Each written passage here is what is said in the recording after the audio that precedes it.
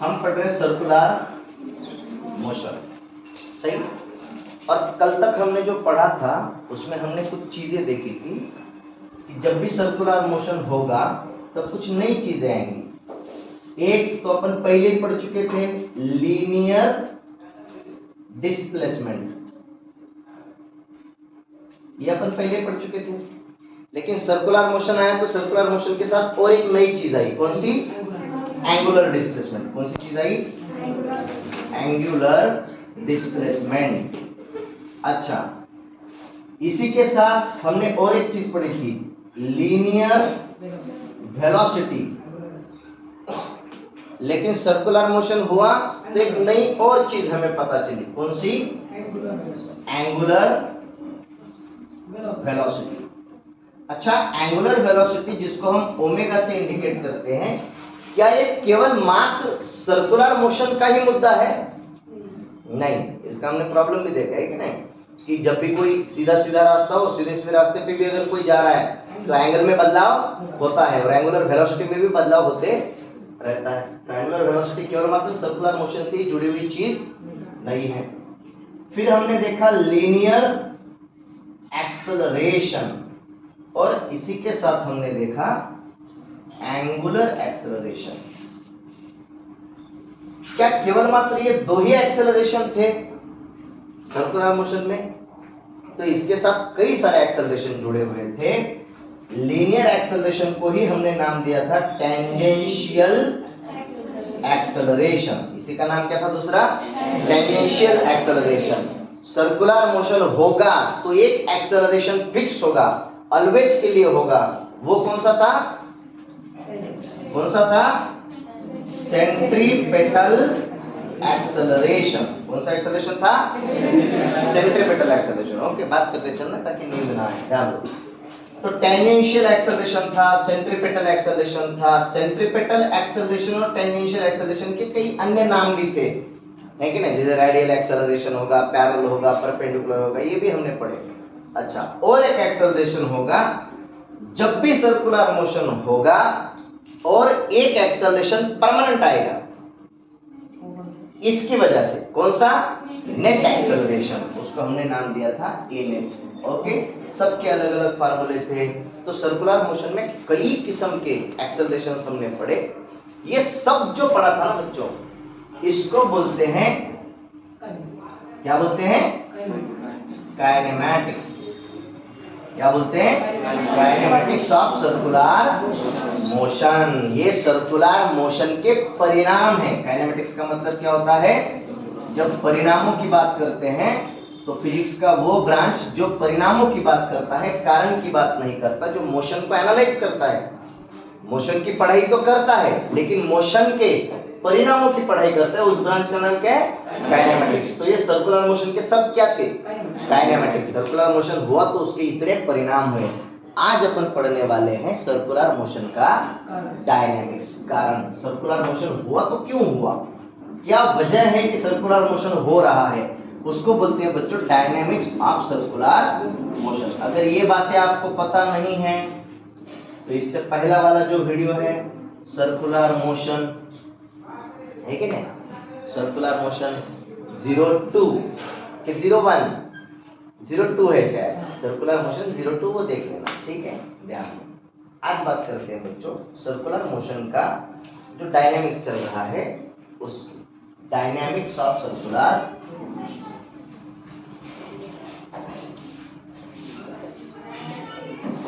Dynamics का क्या मतलब है? डायनेमिक्स वो ब्रांच है, डायनेमिक्स वो ब्रांच है फिजिक्स का which deals with the study of motion, पर मोशन के कारण की ही पढ़ाई करता है। Okay, cause of motion. Motion का कारण क्या है, किस कारण की वजह से मोशन हो रहा है? तो सर्कुलर मोशन, देखो दुनिया का कोई भी मोशन होने का कारण क्या है? फोर्स है। क्या कारण है? फोर्स। तो सर्कुलर मोशन भी जब होता है तो कोई ना कोई फोर्स होना चाहिए जिसके चलते सर्कुलर मोशन हो रहा है। ये जो फोर्स होता है, दो किस्म के फोर्सेस हैं जिसको अपन पढ़ने वाले हैं। एक का नाम है बच्चों सेंट्रीपेटल फोर्स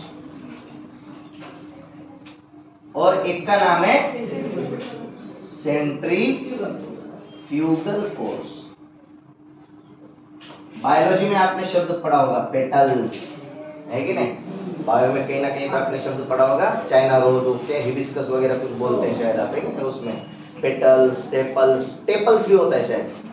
टेपल्स का मतलब पेटल्स प्लस सेपल्स। सही है गलत है? मेरा ज्ञान बायोलॉजी का थोड़ा कम है, आपका जरा ज्यादा होगा। दिखाई दे रहा है मुंह से आपके कितना ज्ञान है। आ जाओ ठीक, अब पढ़ाई करो। बायो ही सबसे इम्पोर्टेंट है, नीट वालों के लिए याद रखा जाए। ओके, जे वाले तो आसान लग जाएंगे, ध्यान दो। सेंट्रीपेटल फोर्स, सेंट्रीफ्यूगल फोर्स की आज बात करेंगे। सेंट्रीपेटल फोर्स क्या है? जब भी बच्चों सर्कुलर मोशन होता है, हमने बहुत पहली चीज आपको समझाई थी कि जब भी सर्कुलर मोशन होगा, सर्कुलर मोशन में बॉडी की जो वेलोसिटी होती है, मान लो पार्टिकल यहाँ पे है, तो पार्टिकल की velocity along the tangent to the circular path होती है। बॉडी जो है जब भी सर्कुलर मोशन परफॉर्म करेगी, उसकी वेलोसिटी हर पॉइंट पे, मान लो बॉडी इस पॉइंट पे आ गई, तो उसकी वेलोसिटी कैसे होगी? Along the tangent. अगर बॉडी यहाँ पे आ गई तो अलोंग द टेंजेंट। पुरुष एवं स्त्रियां बात करके चले, जिनको शंका है वो चुप बैठे हैं, ठीक है? हाँ, आजू बाजू में जो बात नहीं करेगा देख लेना, डिफॉल्ट पीस है। ओके, ध्यान दो। Velocity of particle in circular motion कैसे होती है? Along the tangent. अब मर्दाना फीलिंग आ गया आपको, है कि नहीं? आप तो भी आप स्त्री आए हैं, है कि नहीं? बात किए बगैर नहीं चलता, ध्यान दिया जाए। Velocity in circular motion always कैसे होती है? Along the tangent to the circular path. ध्यान दो, अगर वेलोसिटी का डायरेक्शन अलोंग द टेंजेंट है, तो बॉडी ऑलवेज चाहेगी क्या? कि अपन टेंजेंशियल पाथ से सीधा सीधा बाहर निकल जाए। जैसे कि फॉर एग्जांपल, जब भी आप कोई टर्न लेते हो, ओके, मान लो ये कोई ट्रैक है और वही अपना कोई सुंदर कन्या है, मान लो। इस बार सुंदर कन्या थोड़ी सी हट्टी कट्टी बनाते हैं, ये बात देखो, ये लो, सुंदर कन्या अपने सुंदर वाहन पे जा रही है। ये लो, ये उसकी गाड़ी है, गाड़ी को लाइट भी है, और सुंदर कन्या 140 की स्पीड से जा रही है, 140 किलोमीटर पर आवर। सुंदर कन्या कैसे जा रही है? 140 किलोमीटर प्रति घंटा की स्पीड से जा रही है। बहुत तेज स्पीड है। मान लो गाड़ी, कोई नई गाड़ी आई है ऐसे में, हाँ? हेलीकॉप्टर क्या गाड़ी? हेलीकॉप्टर उड़ाएगी, रास्ते पे चलेगी हेलीकॉप्टर को। हाँ, अब कोई गाड़ी का नाम बताओ, कोई अच्छी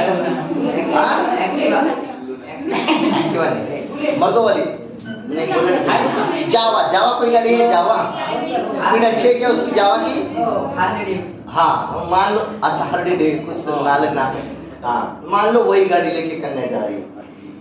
अच्छा, कन्या के बाल थोड़े खुले रखते हैं, घटाएं उड़ रही है, देखो बहुत तेज गाड़ी होने की वजह से घटाएं पूरी बिखर गई हैं। ओके, और सुंदर कन्या बहुत तेजी से गाड़ी चला रही है। अगर मान लो 140 किलोमीटर प्रति घंटा से ये टर्न लेने की कोशिश करेगी, तो सुंदर कन्या सीधा रास्ते से बाहर, ta-ta goodbye bye bye गई। कहाँ पे? या तो डायरेक्ट सिविल हॉस्पिटल, या तो बेड पे जाके, है कि नहीं, हाथ पैर वैर टुटवा के घर पे बेड पे परमानेंट हो गया। ऐसे थीम ऑफ द स्टोरी क्या है? जब भी आप टर्न लेते हो, ऑब्जर्व करो, जब भी आप टर्न लेते हो, अगर आपकी स्पीड कम है, अगर आपकी स्पीड बहुत कम है, निग्लिजिबल है, जैसे कि मान लो कोई बैलगाड़ी चला रहे हो, तो आप इधर से सीधा निकल के इधर चले जाओगे। लेकिन वही अगर आपकी स्पीड ज्यादा है, तो आप चाह तो रहे हो कि यहीं से गुजर जाओ, लेकिन आप धीरे धीरे धीरे धीरे धीरे धीरे ऐसे फेंके जाते हो बाहर की तरफ। होता है ऐसे? ऐसा क्यों होता है? ऐसा क्यों होता है बार बार? हाँ, चिट्ठियां नहीं लिखनी है इस बार। ओके, ध्यान दो। तो यहाँ पे क्या हो रहा है? जब भी आपकी स्पीड बढ़ जाती है आपका व्हीकल ऑटोमेटिकली क्या होता है, ऑटोमेटिकली बाहर की तरफ फेंका जाता है। बोलो क्यों? क्योंकि velocity is always directed along the tangential path to the circular motion. Circular path जो है उसके अलावा टेंजेंशियल पाथ में आपकी वेलोसिटी लगेगी। समझ रहे हो? तो बॉडी की चाहत होती है, बॉडी की इच्छा होती है कि बॉडी क्या करे, बाहर की तरफ निकल जाए। बॉडी चाह रही है कि बाहर की तरफ निकल जाए, लेकिन उसको कोई ना कोई अंदर की तरफ पकड़ के रखेगा। कौन पकड़ के रखेगा? यही पकड़ के रखेगा। इसी को बोलते हैं सेंट्रीपिटल फोर्स। जब सर्कुलर मोशन हो रहा, जब भी सर्कुलर मोशन हो रहा, सर्कुलर मोशन करते वक्त बॉडी चाह रही है कि बाहर निकल जाए, यहां से भी चाहेगी कि बाहर निकल जाए। जैसे कि फॉर एग्जांपल मान लो ये सूर्या भाई है, सन, और ये धरती माँ घूम रही है उसके बाजू में, है ऐसा? क्या इसको चाचा बोलूं? चाचा बोलना ज्यादा अच्छा रहेगा ना। अभी इसके बाजू में चक्कर काट रही है तो ये भाई कैसे बोले इसको, है कि ना? मान लो ये सूरज चाचा है, ओके। अच्छा सूर्या भाई वो दूसरे भी अर्थ से अपन कह सकते हैं, वो होते ना विलन विलन होते हैं कुछ, है कि ना? हाँ, उनको दादा वादा बोलते हैं, सूर्या दादा ही है। तो सूर्या दादा के बाजू में धरती घूम रही है। अच्छा धरती के बाजू में चंद्र घूम रहा है, कोई ना कोई किसी ना किसी के बाजू में घूम ही रहा है। तो इसको भी मामा मत बोलो, मामा होगा तो काहे घूमेगा, है कि नहीं? तो मान लो ये भी भाई कोई ना कोई है जो घूम रहा है, ये इसके बाजू में घूम रही है और ये इसके बाजू में घूम रहा है। दुनिया में कोई ना कोई किसी ना किसी के बाजू में घूम रहा है, चक्कर काट रहा है। इसी को तो बच्चों बोलते हैं सर्कुलर मोशन। यही तो है भाई, दुनिया इसी से चलती है। अरे यही तो इम्पोर्टेंट है। दुनिया में आखिर है क्या? प्यार ही तो है जिसकी वजह से दुनिया बढ़ रही है। लोग अगर एक दूसरे के आजू बाजू में घूमना बंद ही कर दे तो दुनिया ही ना बढ़ेगी, है कि नहीं? तो दुनिया को निरंतर रखने के लिए ये भी जरूरी है। आशिक लोगों ने तो दुनिया को जमाए रखा है, बना के रखा है, ध्यान दो। तो जब धरती सूरज के बाजू में घूम रही है, एग्जैक्टली क्या सर्कुलर पाथ में घूमती है? नहीं, इलिप्टिकल पाथ होता है, okay.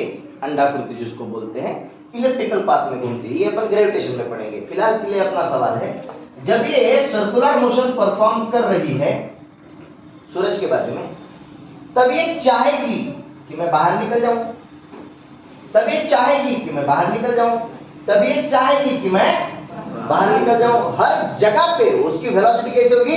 Tangential to the circular path. और वो चाहेगी कि बाहर निकल, क्यों नहीं जा रही? उसको एक फोर्स ने पकड़ के रखा है, उसको एक फोर्स ने पकड़ के रखा है। वो चाह रही है यहां से बाहर निकल के जाए, लेकिन फोर्स उसको अंदर की तरफ खींचता है। तो सामने आती है, फिर चाहती है कि बाहर निकल जाऊं, फिर से फोर्स अंदर की तरफ खींचता है, फिर सामने, फिर चाह रही है कि बाहर निकल जाऊं, फिर से फोर्स अंदर की तरफ खींचता है। और इसी प्रकार से फोर्स ने खींचा खींचा खींचा खींचा और वो गोल गोल गोल गोल गोल गोल घूमती गई। बात समझ में आ रही है? उसका गोल घूमना किसकी वजह से? वो गोल घूम रही है इसलिए फोर्स लग रहा है क्या? फोर्स लग रहा है इसलिए वो गोल घूम रही है। नहीं तो वो तो चाहती है कि वो बाहर निकल जाए along the tangential path. Tangential path से वो बाहर निकल जाए ऐसा चाह रही है, लेकिन उसको पकड़ के किसने रखा है? फोर्स ने। कौन से फोर्स ने? Centripetal force. ये ऐसा फोर्स है बच्चों जो लगता है टुवर्ड्स द सेंटर। किधर लगता है बोलो? Towards the centre along the radius. कैसा लगता है? Towards the centre along the radius. Centripetal force ऐसा फोर्स है, ऐसा फोर्स है, ऐसा फोर्स है जो लगता है towards the centre along the radius. Radius के ऊपर से लगेगा, रेडियस के ऊपर से लगेगा और टुवर्ड्स द सेंटर लगेगा। बॉडी को ऑलवेज किधर खींचेगा? Towards the centre. अब असल में आप ये सुन के और हैरान हो जाएंगे कि सेंट्रीपिटल फोर्स नाम का कोई फोर्स अस्तित्व में नहीं है। इसका कोई अस्तित्व नहीं। ये क्या मामला है? सेंट्रीपिटल फोर्स नाम का कोई फोर्स अस्तित्व में है ही नहीं। कोई ऑलरेडी फोर्स है जो लग रहा है टुवर्ड्स द सेंटर, ऐसा net force which is acting towards the center is called as centripetal force। इसी को सेंट्रीपिटल फोर्स बोलते हैं। ऐसा ऑलरेडी कोई फोर्स है जो सेंटर की तरफ लग रहा है, उसी फोर्स को हमने क्या नाम दिया? उसी फोर्स को हमने नाम दिया सेंट्रीपिटल फोर्स। जैसे कि फॉर एग्जांपल, धरती जब सूरज के बाजू में घूम रही थी तो उसको सूरज के बाजू में घूमने के लिए किसने पकड़ के रखा है? जीएफ। किसने पकड़ के रखा? जीएफ का फोर्स बहुत निहायत ही खूंखार फोर्स है बच्चों। दुनिया में जीएफ के फोर्स से कोई भी चीज बच नहीं सकती। केवल पृथ्वी की बात नहीं चल रही, पूरे ब्रह्मांड में, पूरे विश्व में जीएफ के फोर्स से कोई भी नहीं बच सकता। जीएफ बोले तो ग्रेविटेशनल फोर्स। जीएफ का मतलब क्या? अभिराज, जीएफ का मतलब क्या? मन में लड्डू फूटा नहीं, ऐसा नहीं करने का। जीएफ का मतलब कुछ चीजें छूट भी सकती है इससे। हाँ कई बार ऐसा हो सकता है कि कोई डिफॉल्ट चीज इससे छूट भी जाए, ऐसा हो भी सकता है। ओके, तो बहुत चिंता करने की बात नहीं है। आमतौर पे तो दुनिया में ये हर जगह पे लगेगा। जीएफ का फोर्स कैसा है? अरे जीएफ का फोर्स दुनिया में हर जगह पे लगेगा। जीएफ के फोर्स के बारे में तो जानते हो, जिसको बोला जाता है G(m1m2/r²). ये अपन कहाँ पे पढ़ने वाले हैं? ग्रेविटेशन में डिटेल में पढ़ने वाले हैं। जीएफ का फोर्स डिपेंड करता है, देखो, inversely proportional to square of distance between the two bodies होता है। दूरी जैसे जैसे कम होगी जीएफ का फोर्स बढ़ेगा, दूरी जैसे जैसे बढ़ जाएगी जीएफ का फोर्स कम होगा। ध्यान। तो धरती को पकड़ के किसने रखा है? बोलो, धरती को सूरज की तरफ पकड़ के किसने रखा है? जीएफ। इसी को हम बोलते हैं सेंट्रीपिटल फोर्स। यहाँ पे सेंट्रीपिटल फोर्स कौन प्रोवाइड कर रहा है? जीएफ का फोर्स, ग्रेविटेशनल फोर्स। देखो, जैसे कि मान लो इलेक्ट्रॉन वहां घूम रहा न्यूक्लियस के बाजू में, इलेक्ट्रॉन घूमता है न्यूक्लियस के बाजू में। तो जब इलेक्ट्रॉन न्यूक्लियस के बाजू में घूमता है, सर्कुलर मोशन परफॉर्म करता है, तब उसको सेंटर की तरफ कौन खींच के रखता है? Electrostatic force. यहाँ पे कौन सा फोर्स एक्ट करेगा? Electrostatic force. इलेक्ट्रोस्टैटिक फोर्स है जो उसको टुवर्ड्स द न्यूक्लियस बांध के रख रहा है, टुवर्ड्स द सेंटर बांध के रख रहा है। टुवर्ड्स द सेंटर जो भी फोर्स लगेगा उसी को हम क्या बोलेंगे? Centripetal force. यानी ये इलेक्ट्रोस्टैटिक फोर्स यहाँ पे किसका काम कर रहा है? सेंट्रीपिटल फोर्स का। धरती के बाजू में चांद घूम रहा है, चांद को किसने पकड़ के रखा? जीएफ के फोर्स ने, ग्रेविटेशनल फोर्स ने। यानी धरती और चांद के बीच में जीएफ का फोर्स किसका काम कर रहा? Centripetal force. क्या बात समझ में आ रही है? ओके।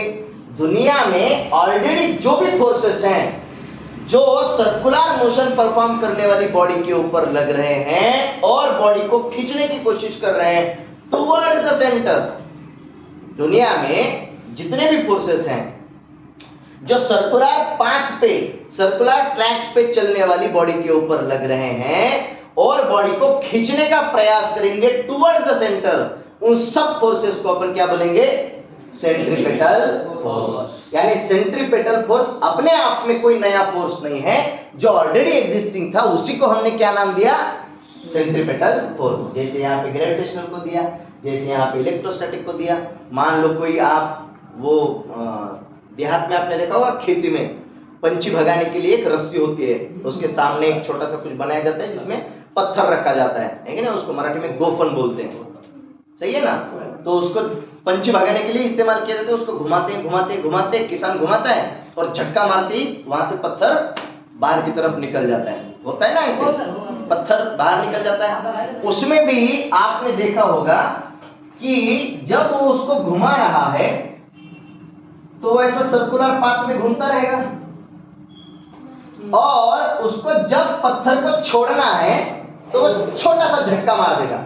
वो जैसे ही झटका मारेगा, मान लो स्ट्रिंग यहाँ पे थी, वो रस्सी यहाँ पे थी, तो जैसे ही वो ऐसे गोल घुमा घुमा घुमा के स्ट्रिंग को झटका मारेगा, स्ट्रिंग के अंदर का पत्थर कैसे चला जाएगा पता है? Along the tangential direction. कैसा चला जाएगा? अलोंग द टेंजेंशियल, इस डायरेक्शन में निकल जाएगा। होता है ऐसे।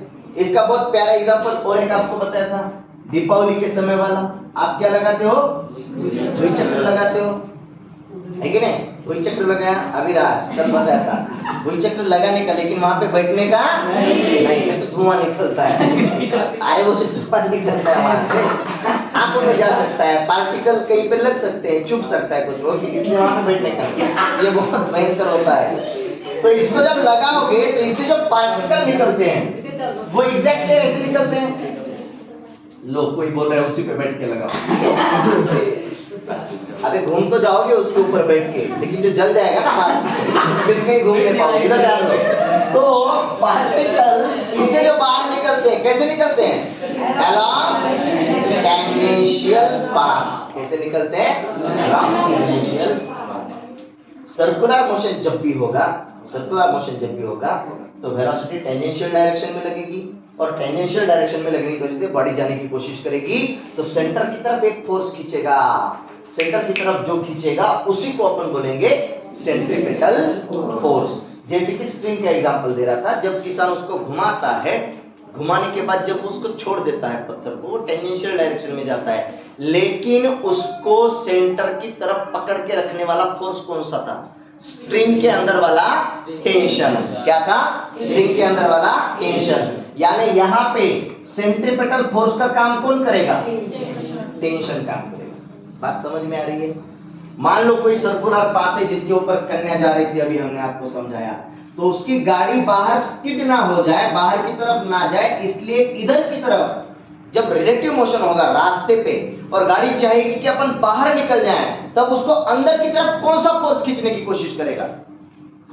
जब गाड़ी, मान लो ये गाड़ी है, ये सुंदर कन्या की गाड़ी, ये ऊपर बैठी है सुंदर कन्या, सुंदर कन्या ने गाड़ी को पकड़ा और गाड़ी बहुत तेजी से जा रही है। गाड़ी जब बाहर की तरफ जाने की कोशिश करेगी तो उसके जो चक्के होंगे ना, जो चक्के होंगे, चक्के चक्के तो समझ लो, टायर, उसका टायर बाहर की तरफ ऐसा फिसलने की कोशिश करेगा, है कि नहीं? वो ऐसा घिसता हुआ बाहर की तरफ जाने की कोशिश करेगा, तो उसको घिसते हुए ही अंदर की तरफ कौन खींचने की कोशिश करेगा?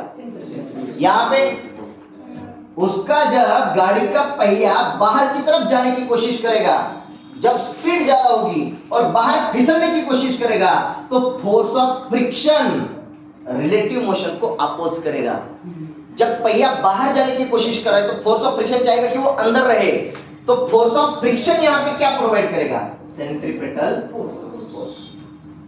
यानी यहाँ पे सेंट्रीपिटल फोर्स का काम कौन कर रहा है? फोर्स ऑफ फ्रिक्शन कर रहा है। यहाँ पे इलेक्ट्रोस्टैटिक फोर्स कर रहा है, यहाँ पे जीएफ का फोर्स कर रहा है, ग्रेविटेशनल फोर्स कर रहा है, यहाँ पे टेंशन कर रहा है। यानी सेंट्रीपिटल फोर्स असल में अपने आप में कोई फोर्स नहीं है, ये क्या है?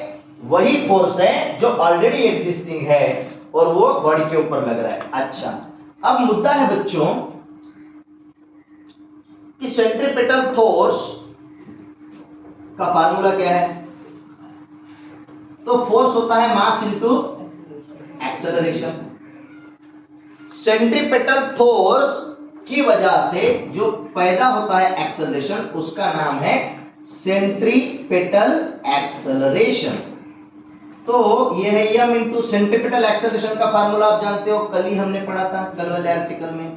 वो होता है mv स्क्वायर बाय r। ऐसा होता है? नहीं, v स्क्वायर बाय r, या वही फार्मूला होता है r omega square. Centripetal force को अपन लिखते हैं mv स्क्वायर बाय r। क्या लिखते हैं? mv स्क्वायर बाय r, और m r omega square. Omega का मतलब एंगुलर वेलोसिटी और v का मतलब लीनियर। ये कौन सी वेलोसिटी है? Linear velocity. सेंट्रीपिटल फोर्स का फार्मूला है बच्चों mv स्क्वायर बाय r या mr ओमेगा स्क्वायर। अच्छा, इसका डायरेक्शन क्या है बच्चों? इसका डायरेक्शन है towards the centre. along the radius. Okay, centripetal force समझ में आ रही है बात? ठीक, 100% पक्का, 202% उतार लो।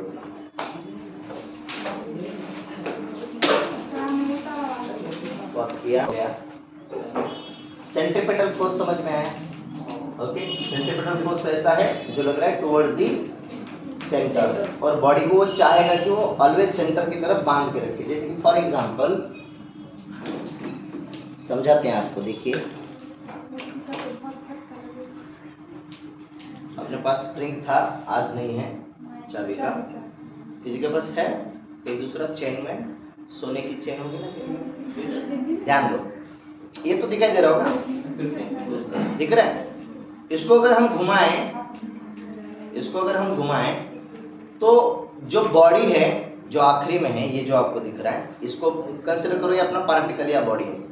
ओके, अगर स्ट्रिंग ना हो, ये बीच वाला बांधा हुआ स्ट्रिंग ना हो, और अगर ये घूम रहा है मान लो ऐसा सर्कल में, तो ये ऑलवेज क्या चाहेगा? ये चाहेगा कि यहाँ पे जैसे ही आए, यहाँ से क्या करे? सीधा टेंजेंशियल डायरेक्शन में चला जाए। यहाँ पे आए तो सीधा टेंजेंशियल डायरेक्शन में चला जाए, हर पॉइंट पे। यहाँ पे आए तो सीधा टेंजेंशियल डायरेक्शन में चला जाए। लेकिन उसको कौन रख रहा है? सेंट्रीपिटल फोर्स, जो कि यहाँ पे कौन प्रोवाइड कर रहा है? टेंशन इन द स्ट्रिंग के अंदर का टेंशन उसको प्रोवाइड कर रहा है सेंट्रीपिटल फोर्स। ध्यान दो, एक है बच्चों सेंट्रीफ्यूगल फोर्स,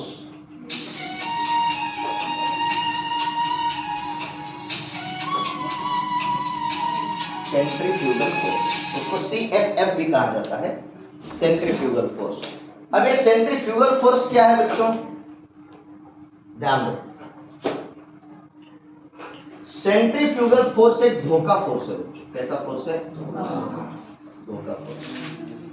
ओके, ये एक इमेजिनरी फोर्स है,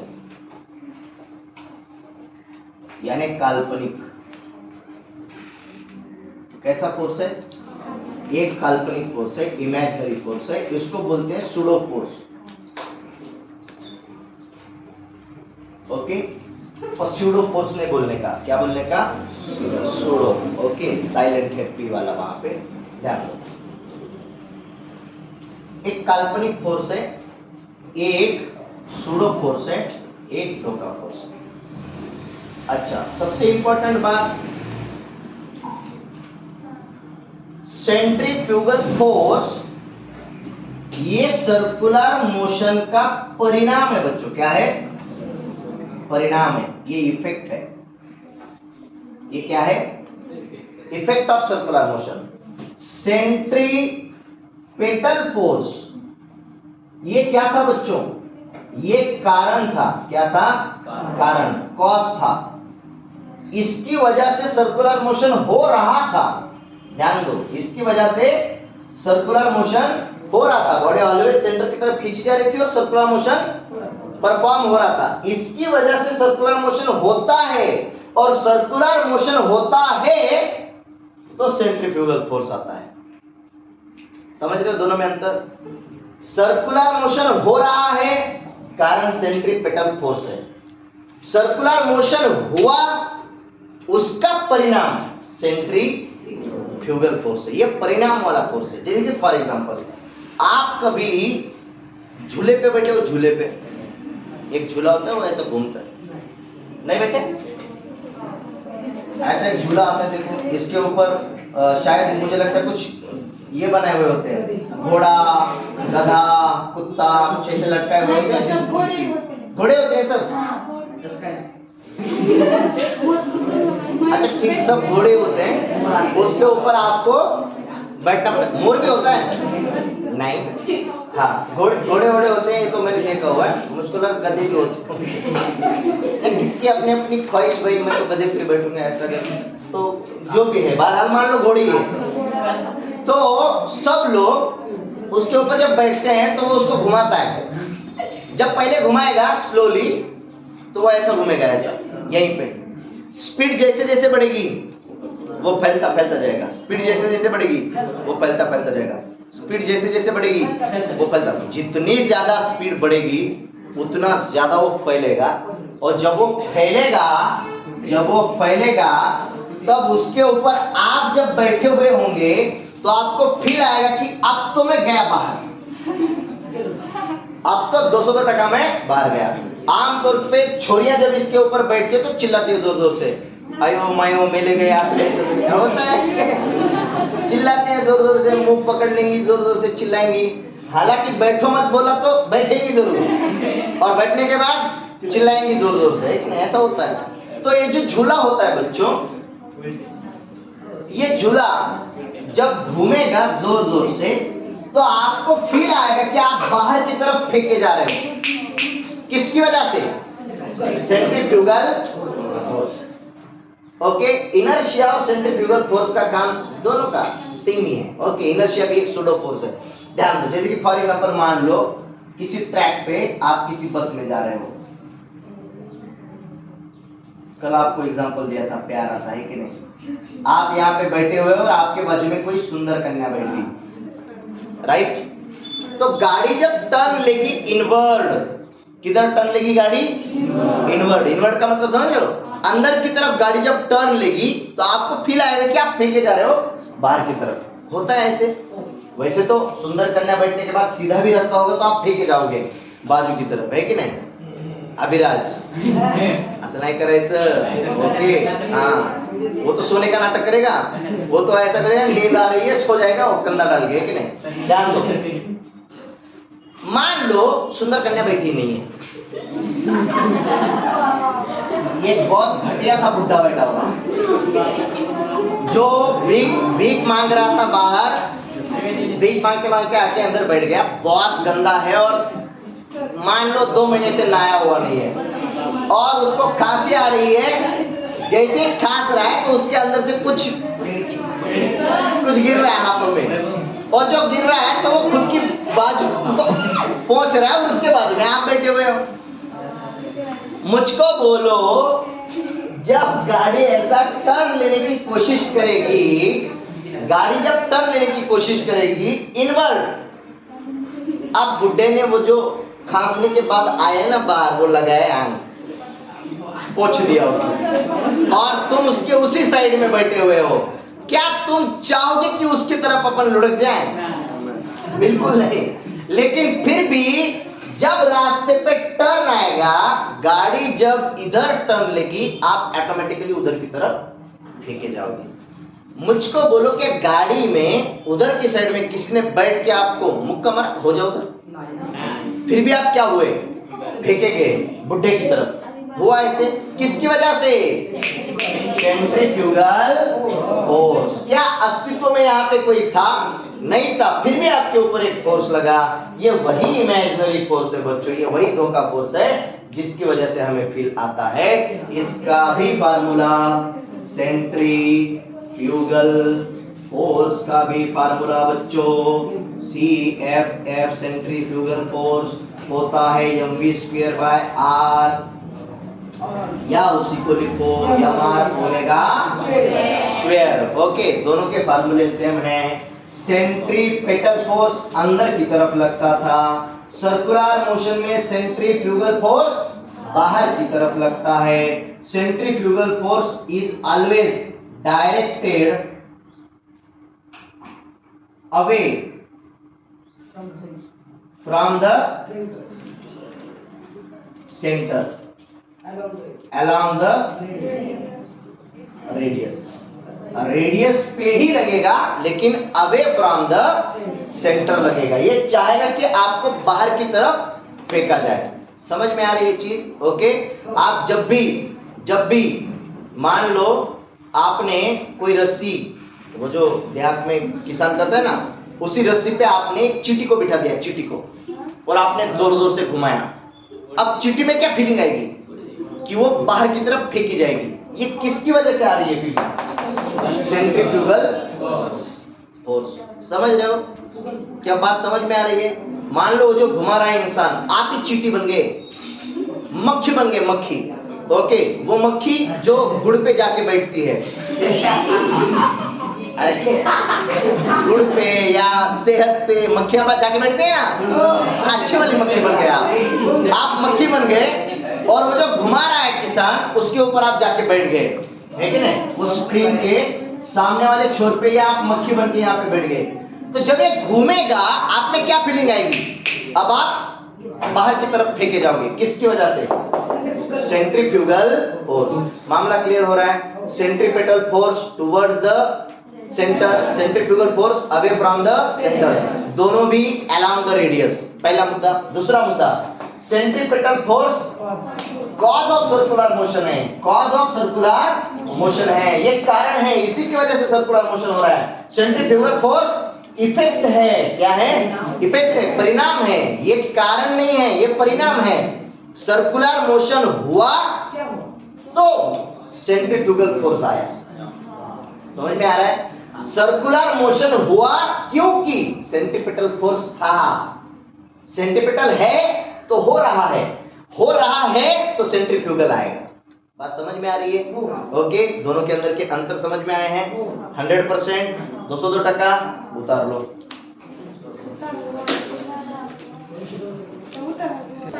हाँ, ध्यान दिया जाए, सेंट्रीपेटल सेंट्रीफ्यूगल फोर्स पता चला।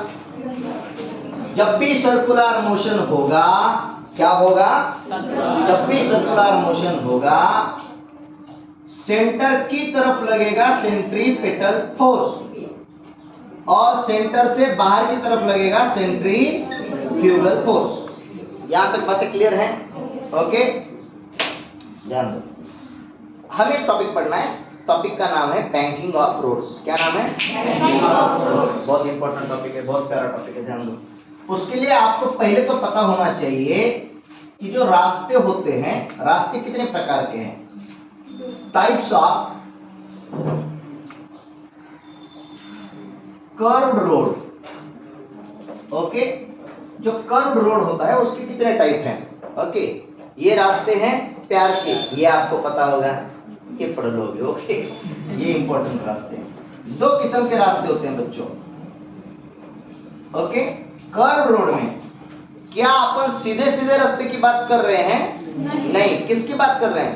कर्व की। जो वड़नदार रास्ता उसको ना, उसकी बात चल रही है, कर्व की बात चल रही है। तो जब कर्व रास्ते होंगे तो उसमें कर्व रास्ते पे ये जो बाहर का छोर है इसको बोलते हैं आउटर एज। क्या बोलते हैं इसको? और इसको बोलते हैं बच्चों इनर एज। इसको क्या बोलेंगे? Inner as. Inner as, outer as. Outer as का मतलब बाहरी छोर और इनर एज का मतलब अंदर का छोर। अंदर ही होता है, अंदर का ही छोर होगा, है कि नहीं? अंदर ही कैसे होगा? अंदर ही चुचुंदरी ऐसा नहीं कुछ। ध्यान दो, एक बाहर का छोर है, एक अंदर का छोर है। जब दोनों के दोनों छोर समांतर लेवल पे हों, ओके, व्हेन बोथ, कौन both? Outer edge well as inner edge are at same level. जब ये सेम लेवल पे हों तब ऐसे रास्ते को हम कहेंगे हॉरिजॉन्टल कर्व्ड रोड। क्या कहेंगे? Horizontal curved road. क्यों कहा हॉरिजॉन्टल कर्व्ड रोड? क्योंकि इसके जो दोनों छोर हैं दोनों हॉरिजॉन्टल लेवल पे, एक ही लेवल पे हैं। ओके, इनर जो कि अंदर की तरफ मुड़ने वाला है और आउटर जो कि बाहर का है, दोनों कैसे हैं? सेम लेवल पे हैं। ओके, इसलिए उसको नाम क्या दिया गया? Horizontal curved road. पहला रोड। दूसरा रोड, कभी कभी आपके दिल में ख्याल आता होगा ना? बहुत आता है, ध्यान दो। कभी कभी ये जो रास्ता होता है उसका जो आउटर छोर होता है बच्चों, आउटर छोर को क्या करते हैं? थोड़ा सा हल्का सा ऊपर उठा लेते हैं। मान लो एक टर्न है ऐसा, ये ऐसा रास्ता जा रहा है, ओके, ये ऐसा रास्ता जा रहा है, तो उसका जो बाहरी छोर है ना उसको थोड़ा सा हल्का सा ऊपर उठा लेंगे अंदर वाले से, एट एन एलिवेशन, यानी कि एक एंगल पे थोड़ा सा हल्का सा उठा लेंगे और वो ऐसा गुजरेगा, राइट। कोई किताब बताओ जरा, नोटबुक। मान लो ये रास्ता है, ये रास्ता है कि नहीं, ये रास्ता ऐसा टर्न लेने वाला है, समझ रहे हो, ऐसा टर्न लेने वाला है। तो इसका ये कौन सा एज है, इनर एज, और ये कौन सा एज है, आउटर एज। तो आउटर एज को क्या करेंगे, हल्का सा ऊपर उठा के लेंगे। जब ऊपर उठा के लेंगे तो जो रास्ता तैयार होगा उसी को क्या बोला जाता है, बैंक्ड कर्व्ड रोड। ऐसे रास्ते क्या बोलते हैं, बैंक्ड कर्व्ड रोड। और जिस एंगल से उसको ऊपर उठाया उसको बोलते हैं बच्चों एंगल ऑफ बैंकिंग। क्या बोलते हैं, एंगल ऑफ बैंकिंग। उसको बोला जाता है एंगल ऑफ बैंकिंग और इसको बोलते हैं बैंक्ड कर्व्ड रोड। रास्ता तो समझ में आ रहा है, थोड़ा सा ऐसा है वो, यूं यूं 3D में थोड़ा आ रहा है क्या समझ में, ऐसा है कि नहीं। ये अंदर का छोर है और गाड़ी इसके ऊपर से ऐसे गुजरने वाली है, इधर से। समझ में आ रही है ये चीज, ओके। थोड़ा सा ऊपर उठाया हुआ होगा ऐसा। मान लो ये रास्ता है, ये रास्ता ये ऐसा टर्न ले रहा है ऐसा, तो इसका ये थोड़ा सा ऊपर उठाया गया है, ओके। और गाड़ी इसके ऊपर से चलेगी। उतार लो जल्दी से, क्विक एंड फास्ट। नहीं ऐसे नहीं करना, ओके। ध्यान दो बच्चों, जो हॉरिजॉन्टल कर्व रोड होता है, कौन सा रोड होता है,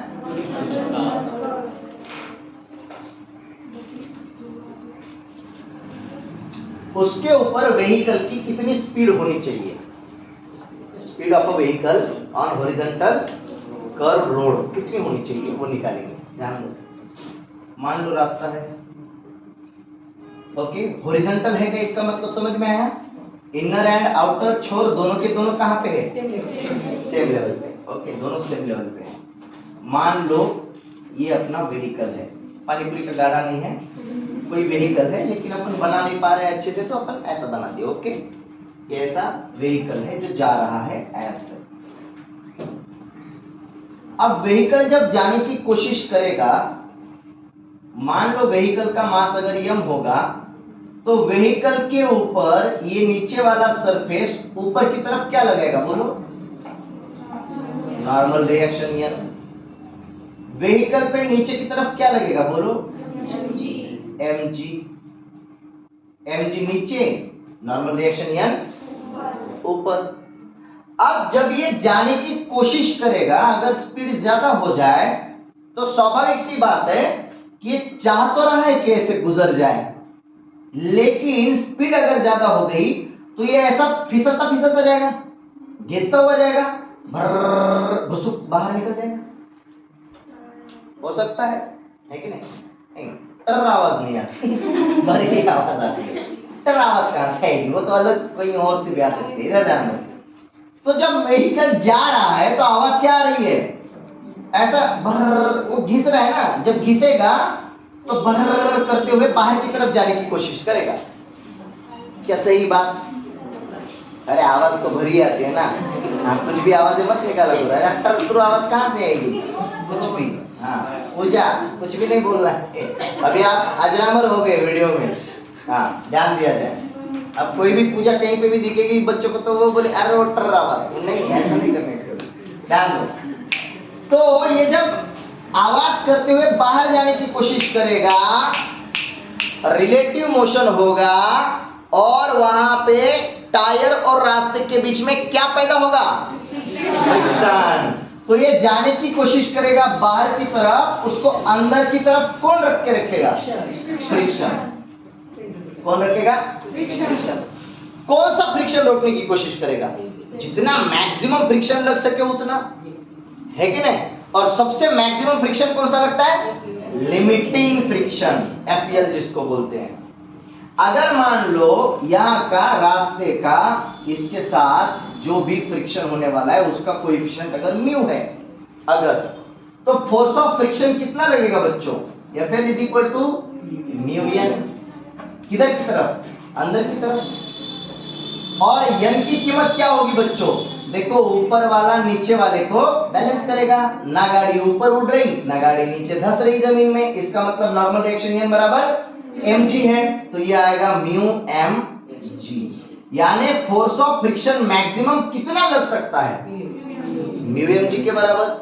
मुझको बोलो ये जो म्यू mg है किधर की तरफ लग रहा है, अगर इसको आप सर्कुलर पाथ मानो तो ये किधर की तरफ लग रहा है, टुवर्ड्स द सेंटर, और टुवर्ड्स द सेंटर कौन सा फोर्स लगता है, सेंट्रीपिटल फोर्स। यानी कि यहां पे फ्रिक्शन क्या प्रोवाइड करने का काम कर रहा है, फ्रिक्शन प्रोवाइड करेगा सेंट्रीपिटल फोर्स।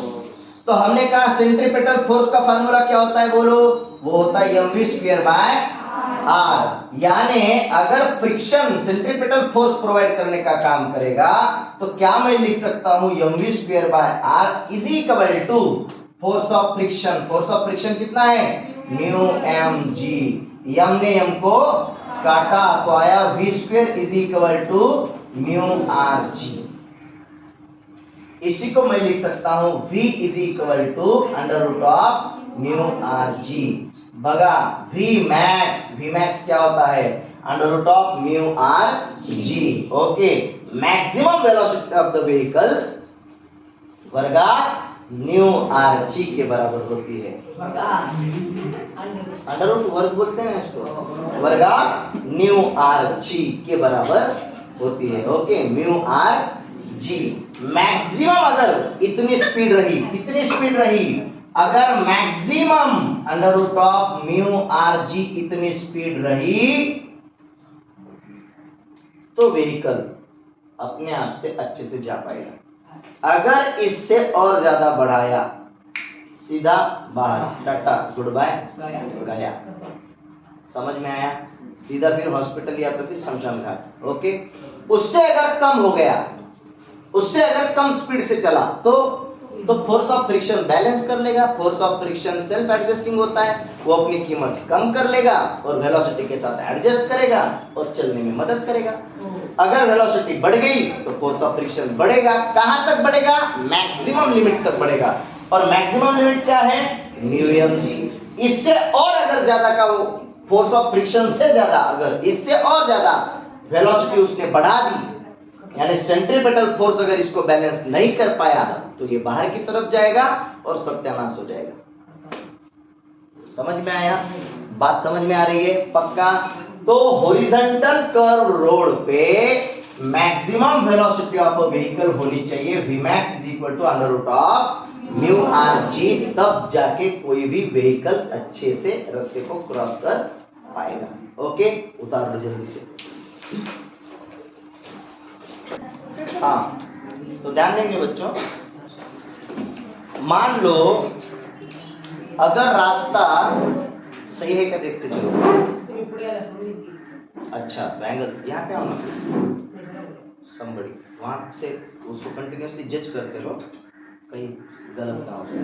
हाँ, जब हॉरिजॉन्टल रास्ता था तो हॉरिजॉन्टल रास्ते पे यानी कि जिसके आउटर और इनर एजेस सेम लेवल पे हैं, हमने देखा कि v is equal to under root of mu rg, where mu is coefficient of friction होता है कि नहीं, ये फार्मूला है। अब हॉरिजॉन्टल रास्ते के ऊपर आपको फ्रिक्शन देना पड़ेगा। हॉरिजॉन्टल रास्ते पे आपको क्या देना पड़ेगा, फ्रिक्शन। अरे जैसा जैसा कर्व बढ़ेगा और रास्ता अगर हॉरिजॉन्टल होगा तो आपको उतना रफ बनाना पड़ेगा रास्ते को, तब जाके ना फ्रिक्शन मिलेगा। आपने रास्ता एकदम चकाचक, उसको बोलते हैं चिकना रास्ता बना दिया है कि नहीं, वो टारा वारा डाल के बहुत चिकना रास्ता बना दिया, बारिश गिर गई, गाड़ी आई, स्लिप हो गई, गिर गए सब लोग। अगर आपको फ्रिक्शन प्रोवाइड करना है तो रास्ते को कैसा करना पड़ेगा, रफ बनाना पड़ेगा। रास्ता बनेगा रफ तो टायर घिसेंगे, टायर घिसेंगे तो फोर्स ऑफ फ्रिक्शन पैदा होगा, लेकिन टायर घिसेंगे तो टायर फटेंगे भी तो, यानी tier and wear off tyre होगा। टियर का मतलब फटना, वियर का मतलब पहनना है, टायर फटा दूसरा पहना है, फिर से गए टायर फटा दूसरा पहना है। तो इसको अवॉइड करने के लिए नई टेक्निक लाई गई, बैंकिंग ऑफ रोड। क्या किया गया बच्चों, रास्ते को स्मूथ बनाया। क्या बनाया, स्मूथ बनाया। कैसा बनाया, स्मूथ बनाया। और इतना स्मूथ बनाया कि टेयर एंड वेयर ऑफ टायर ना हो, ओके, टायर फटे ना। लेकिन रास्ते को थोड़ा सा हल्का सा, जो बाहर वाला छोर था उसको थोड़ा सा क्या कर लिए, ऊपर उठा लिए, ओके, ताकि गाड़ी ऐसे जब आए और ऐसा बाहर जाने की कोशिश करे तो वो जो ऊपर उठाया हुआ कंपोनेंट है उसकी वजह से नॉर्मल रिएक्शन का एक कंपोनेंट गाड़ी को सेंट्रीपेटल फोर्स प्रोवाइड करे। कैसे प्रोवाइड करता है देखो, मान लो रास्ता हॉरिजॉन्टल लेवल ये था, हॉरिजॉन्टल से हमने बाहर के छोर को क्या किया, थीटा एंगल पे उठा लिया। ये जो थीटा होता है इसको बोला जाता है बच्चों एंगल ऑफ बैंकिंग। क्या बोलते हैं इसको, एंगल ऑफ बैंकिंग। ओके, आपको कई जगहों पे मिल जाएगा। अगर कभी आप अपने यहाँ पे लोकल एरिया में मानोद रोड पे अगर कभी गए हैं आप, तो मानोद रोड पे बहुत अच्छा सा एंगल ऑफ बैंकिंग का एग्जांपल आपको मिल जाएगा। ओके, अब ध्यान दो, मान लो ये अपना व्हीकल, फिर से वही अपना गाड़ा, लेकिन पानी पूरी का नहीं, गाड़ी है मान लो, तो इसको परपेंडिकुलर डायरेक्शन में बच्चों ऊपर की तरफ कौन लगेगा, नॉर्मल रिएक्शन एन। सरफेस को परपेंडिकुलर डायरेक्शन में कौन लगेगा, नॉर्मल रिएक्शन एन। लेकिन सीधा डाउनवर्ड डायरेक्शन में कौन लगेगा, mg। सीधा डाउनवर्ड डायरेक्शन में कौन लगेगा, mg। अगर मैं नॉर्मल रिएक्शन एन को काटूं दो हिस्सों में बच्चों, आपको भी ये पता है, ये मैं कई बार आपको बता चुका हूं, अगर मैं mg को इधर काटूं along दिस लाइन, तो यहाँ पे थीटा आता है, याद है यहाँ पे थीटा आता है, ओके, यही एंगल थीटा बन जाता है। ये अगर थीटा बनता है तो इसका मतलब ये एंगल थीटा होगा, इज इट, है कि नहीं। ये अगर थीटा बन रहा है तो ये थीटा होगा। तो n को थीटा पे तोड़ो, हो जाएगा n cos थीटा, और उसके परपेंडिकुलर डायरेक्शन में तोड़ो तो हो जाएगा n sin थीटा। क्या बात चमकी, एक है n sin थीटा, एक है n cos theta. Sir class में हूँ, 10 मिनट में कॉल करता हूँ आपको, ध्यान दो। एक है n cos थीटा, एक है n sin थीटा। अब ध्यान दो, बहुत प्यारा मैकेनिज्म होने वाला है, गौर से देखो। तो n को हमने तोड़ दिया, यानी n का काम तो अब खत्म हो गया। एक कंपोनेंट है n cos थीटा, एक है mg नीचे, एक है n sin थीटा। अब हो क्या रहा है, गाड़ी जा रही है, मुझको बोलो क्या गाड़ी हवा में उड़ रही है, क्या गाड़ी जमीन के अंदर धंस रही है। इसका मतलब n cos थीटा बैलेंस कर रहा है mg को, तो लिख सकते हैं n cos theta is equal to mg। ये जो कर्व है बच्चों पूरा का पूरा, ये जो पूरा का पूरा कर्व है, उसमें टुवर्ड द सेंटर कौन सी फोर्स लग रही है, n sin थीटा, और टुवर्ड द सेंटर कौन सी फोर्स लगती है, centripetal force. Toward the centre कौन सी फोर्स लगती है, सेंट्रीपेटल फोर्स। यानी यहाँ पे सेंट्रीपेटल फोर्स का काम कौन कर रहा है, n sin थीटा। तो मैं कह सकता हूं n sin थीटा है सेंट्रीपेटल फोर्स। क्या इसी से मैं कह सकूं कि n sin theta is equal to, centripetal force का मतलब होता है mv स्क्वायर बटा r, इसको मैंने बोला इक्वेशन नंबर 1, और n cos theta is equal to mg, इसको मैंने बोला इक्वेशन नंबर 2। एक दो को डिवाइड कर दो तो n sin थीटा बटा n cos theta is equal to mv square by r बटा mg। n ने n को काटा, m ने m को काटा, sin थीटा बटा cos theta is tan theta is equal to v square by rg। अगर आपको पूछा जाए एंगल ऑफ बैंकिंग कितना होना चाहिए, तो आप बोलोगे theta is equal to tan inverse of v square by rg। और अगर आपको पूछा जाए कि कितनी मैक्सिमम वेलोसिटी v मैक्स से आप गाड़ी को चलाओ तो देखो इधर मैंने रखा v स्क्वायर को, rg को इधर भेजा तो ये हो गई rg tan थीटा, और ये स्क्वायर अगर उधर भेज दूं तो ये हो जाएगा under root of rg tan theta. यानी मैक्सिमम कितना, maximum under root of rg tan theta से, where theta is angle of banking. अगर maximum V max under root of rg tan theta से गाड़ी अपन बैंक्ड रास्ते पे चलाते हैं तो अपना व्हीकल सेफ्टीली रास्ते को क्रॉस कर देगा, कर्व को अच्छे से टर्न ले लेगा। अगर हमने इससे ज्यादा की स्पीड बढ़ाई, तो स्पीड जैसे ही बढ़ाएंगे व्हीकल बाहर की तरफ जाने की कोशिश करेगा, है कि नहीं। हम जैसे स्पीड बढ़ाएं वो बाहर जाने की कोशिश करेगा, और बाहर जाने की कोशिश करेगा तो स्किड हो जाएगा, रास्ते से बाहर निकल जाएगा। समझ में आया। तो बैंकिंग ऑफ रोड क्यों नेसेसरी है, इसलिए है ताकि Vmax is equal to under root of rg tan theta अपन लगा पाए। इसमें और भी एक अन्य बात है, क्या, देखो बहुत प्यारी चीज होती है यहाँ पे। चीज ये होती है बच्चों कि व्हीकल जैसे जैसे दूर जाने लगता है ना, जैसे जैसे व्हीकल दूर जाने लगेगा वैसे वैसे बाहर की तरफ जाने लगेगा, तो बाहर की तरफ जैसे जैसे जा रहा है उसका रेडियस बढ़ता जाएगा। सर्कुलर पाथ का जो रेडियस है, व्हीकल जितना बाहर जाने की कोशिश करेगा रेडियस बढ़ता जाएगा, और रेडियस अगर बढ़ता जाएगा तो mv स्क्वायर बाय r देखो नीचे है, r बढ़ता जाएगा तो सेंट्रीपेटल फोर्स कम होता जाएगा, और अगर सेंट्रीपेटल फोर्स कम होता जाएगा तो n sin थीटा जो कि अपना नॉर्मल रिएक्शन है वो उसको बचा लेगा, वो उसको बैलेंस कर लेगा। फ्रिक्शन के फोर्स की तो कीमत फिक्स है, फ्रिक्शन का जो फोर्स है मैक्सिमम फ्रिक्शन जितना लगेगा वो तो उसके ऊपर नहीं लग सकता, वो तो जितना लगेगा उतना ही लगने वाला है, वो तो फिक्स है। अगर अपना व्हीकल बाहर की तरफ जा रहा है तो रेडियस बढ़ता जाएगा, और रेडियस बढ़ता जाएगा तो n sin थीटा उसको क्या कर लेगा, बैलेंस कर लेगा। और अगर वो अंदर की तरफ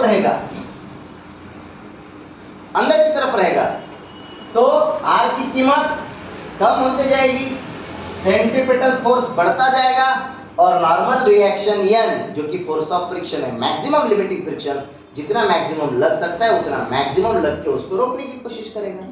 समझ रहे हो, ये फायदा होता है एंगल ऑफ बैंकिंग का, कि दोनों भी केसेस में या तो गाड़ी बहुत अंदर की तरफ से दौड़ने की कोशिश करे तो भी उसको force of friction, n sin theta normal reaction का वो कंपोनेंट जो टुवर्ड्स द सेंटर लग रहा है वो उसको बचाने की कोशिश करेगा, बाहर भी जाने की कोशिश करेगा तो भी नॉर्मल रिएक्शन का वो कंपोनेंट जो टुवर्ड्स द सेंटर लग रहा है वो उसको बचाने की कोशिश करेगा। इसलिए बैंकिंग ऑफ रोड बनाए जाते हैं, समझ लो, बैंक रास्ते बनाए जाते हैं। आमतौर पे बड़े बड़े रास्तों पे आप देखोगे जब टर्न आएंगे तो वहां पे रास्ता बैंक्ड होगा, उठाया हुआ होगा, जिसके चलते कि गाड़ियों का स्किडिंग नहीं होगा। समझ में आई बात, पक्का 202%। देखो जब नॉर्मल रास्ता था तो हमने कहा v is equal to under root of mu R जी।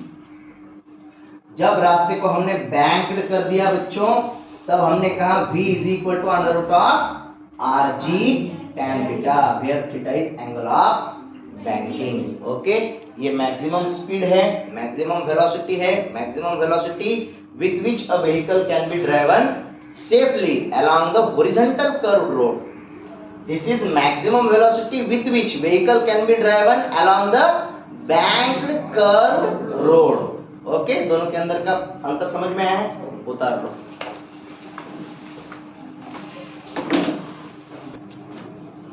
वक्त ज्यादा हो रहा है, वीडियो का लंबा हो रहा है, तो उसके चलते इसके numerical centripetal force, centrifugal force, banking of road, okay, तीनों के भी न्यूमेरिकल्स का एक अलग वीडियो बनाएंगे जिसके अंदर पूरे के पूरे न्यूमेरिकल्स को अपन कवर कर पाएंगे। ओके, आज के लिए फिलहाल के लिए इतना काफी।